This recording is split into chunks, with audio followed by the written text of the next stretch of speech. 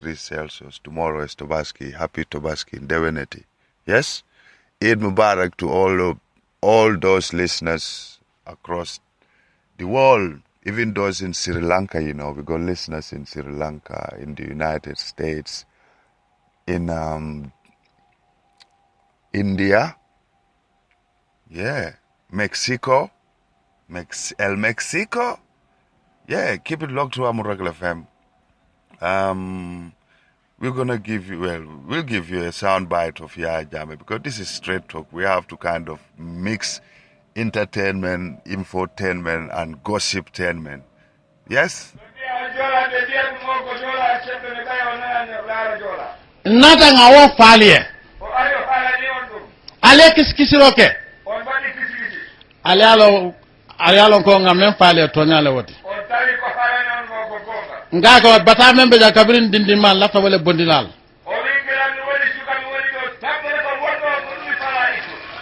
Eko ali balanta. Mune o sabu. Iko alko ntema ke mandingoti. Jara mo mandingoti. Asanje tansaba ke sira mo tamune kale. Ano atol ki ankol. Almanya na momo blame la. Bari ni moye falibuota. Adila. Ako warigale amin. Inyamba ala itauta ka amin. Atema amin. Atema fuda ite le futa. Aliko albe foriale. Aliko albe ala foriale kantala. Momo ko womu forialti woman ke tonyati womu joyalati. Bari munem foriati. Na keda muslimoti. Tonya ni be tonya ka wala foriati nyanta wala kantala. Alquran obembulu. Bari almanta tonya to. Sim fada faso woman ke tonyati. So Allah foriabe min tol. Fo aliamira ni alko albeta la aljana man ko do ne beta la jeba so ne ko flobe lori ndate itete talaje ibeta la jahanama ya lon foria ni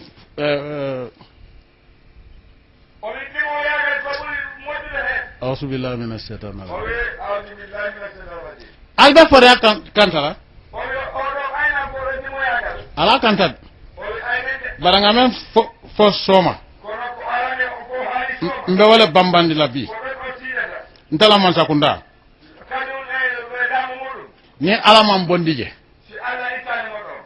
moriya man te bondije jalama man te bondije kate fa man te bondije nanyin silamo mbe sila kan foni batata nga dim adiata me asalo wonyama mbadin ki ankol nga men fo kunu jara soma mbe wala folale jang ala o silo modu sare kale ko nale karte faaye abe silo dokula na faale ko mitingo keta jamma fon la nkale ko akal nenele alko hane aba lola ale kata faaye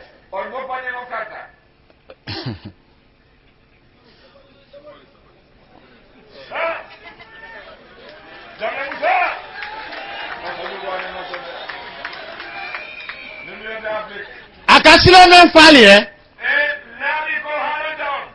ani atelier silo men mira manke kilinti bari dana be kala MP ne man travel na travel ta man tambi Nigeria la balanta na ta fa ta fo Venezuela kon ala silo dadatal kon karo na ko mo bar hani bi o ha joni aman tambide yawtani de na lafta ñato tal so jiri yaw gol yeso mbal yam mbe yam fulal ma o wi watana on fakke bara carte fay ko la e si karte woppana gati naal ba an noto si daye ɗo won ko haajo ko ɓe ɗon boni na meta fon so ɓooyi mba fala hani commission ani gouverneur fala man na dunna je atolla kiam west je o wi hawena gogono sa kewe sawata o naatu to alko balango ono ɗo cari asi balan fo alienta si on mbawa soyde ono fota kanko balan tak tuba wala sanji tanni luli mam tous non te mam sari tubaɓe ɗuɗi sappo e joyi ay terade bawana e alko albe balanantel onon mbi o jaragogo o wi onon ala jala ko on di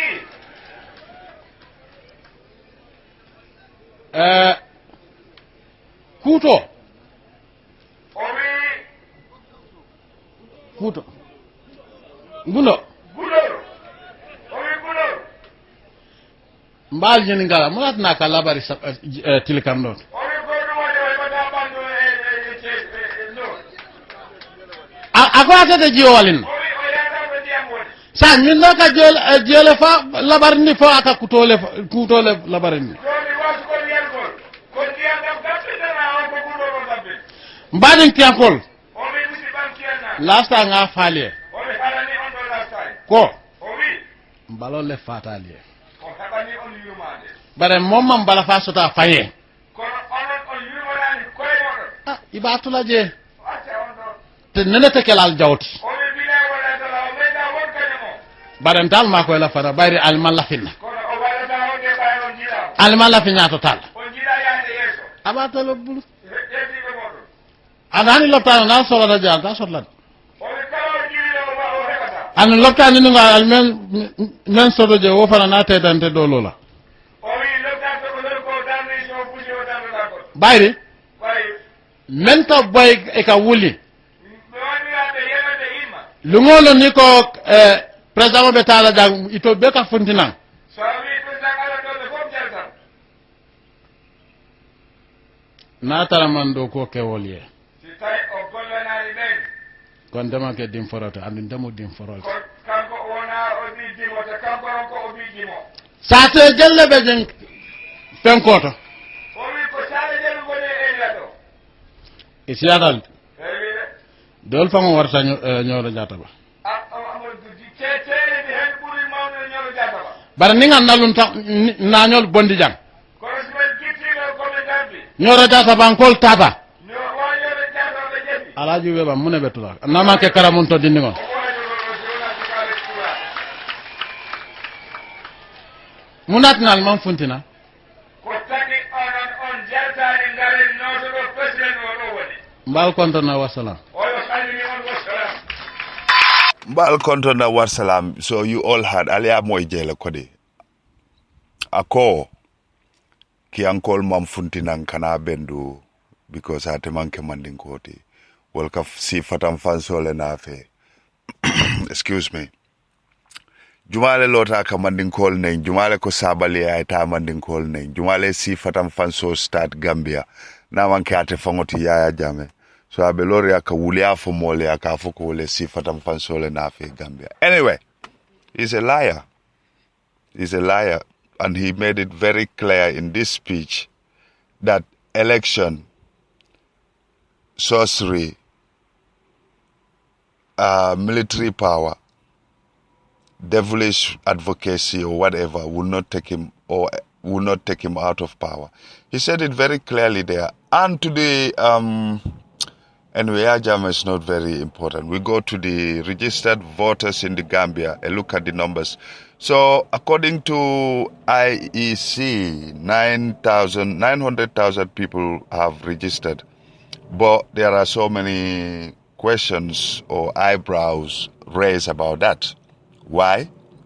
Because in the U.S.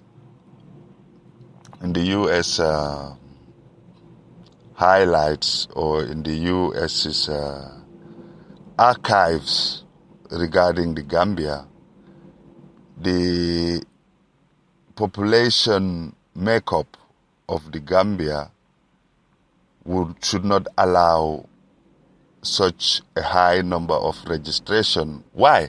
I heard this on so many radio stations, but I do understand when they say, oh, it doesn't make sense, it doesn't make sense. True, it doesn't make sense, but why it does not make sense?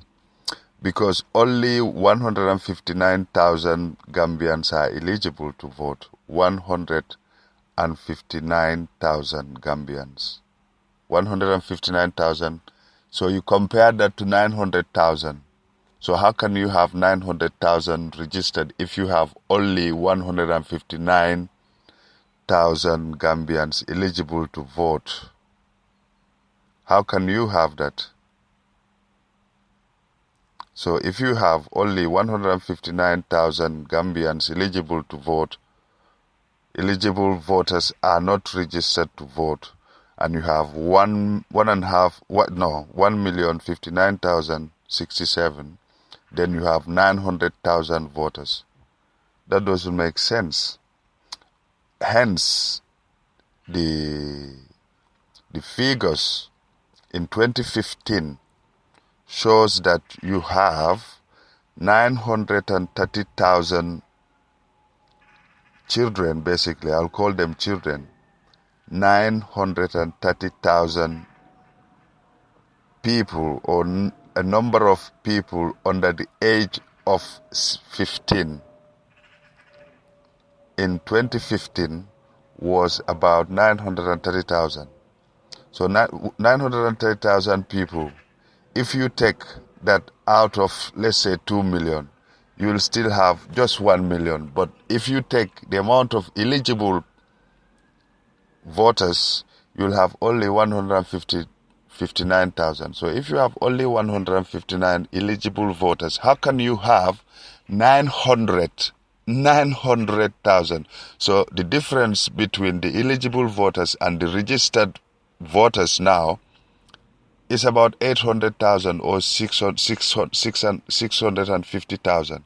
So that doesn't make any sense. So that's another problem. So those political party leaders or those political party members or voters, think about this. How does this make sense? Out of 159,100, just not 200, but 159,000 eligible voters, ñi nga xamne ñoo mëna vote. Yes, according to the census, numbers don't lie. 159,000 people ñoo eligible, ñoo ne ñi nga xamne mun nañoo register pour vote. 159,000 rek la Gambia. Why? Because 930,000 out of 2 million, let's say 2 million. So let's say 2 million, yeah, minus 900,000. Lucides is about 1,100,000, yes? So out of that, so for Guinea, 159,000, yeah? Linga yeah? Is still less, is still less than 900,000. So nakanga muna 900,000 register voters. Bobu mekut bena sense.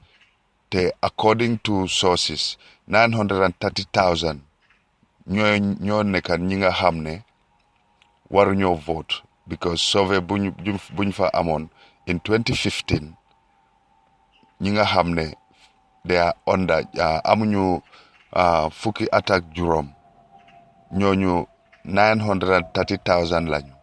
So ñaari million soo génnee 930,000 nga génnee 900,000 nga génnee 159,000, it's more than 2 million. So it doesn't make sense pour am 900,000 registered voter si dëkk bu nga xam ne ñi nga xam ne mun nañoo vote ñooñu is only 150,000 nit ñoo mun a vote Gambia, waaye ñu register pour vote léegi 900,000 la. So difference bi is more than 700,000. Loolu meekul benn sense.